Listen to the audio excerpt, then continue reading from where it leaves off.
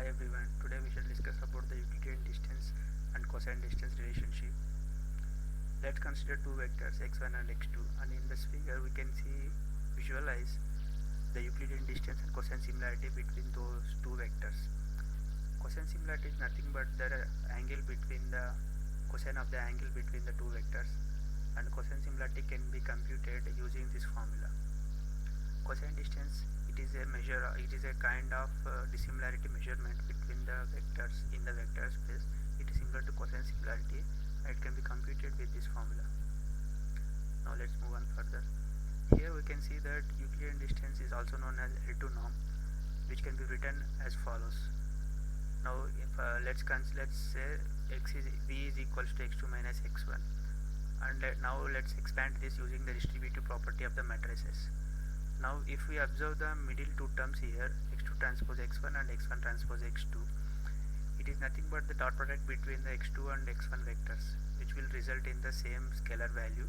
So we can reduce this further to this equation.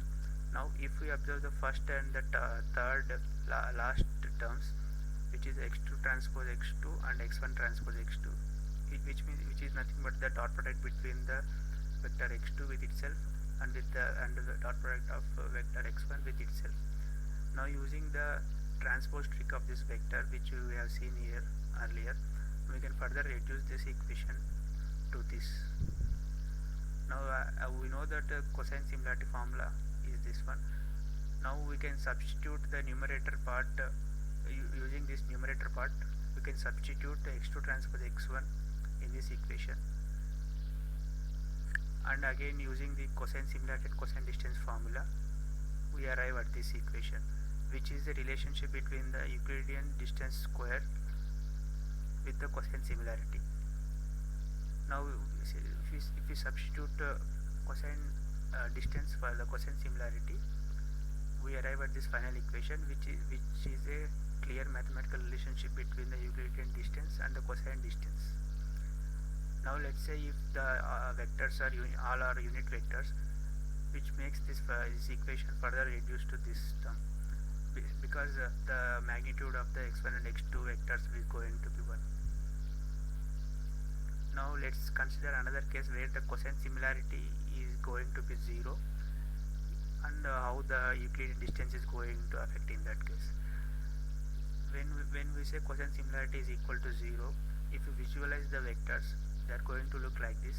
They are going to be pointing towards in the same direction, which makes the cosine theta cosine similarity, which is nothing but the cosine distance cosine theta between those two vectors equal to 0, which makes the cosine distance equal to 1.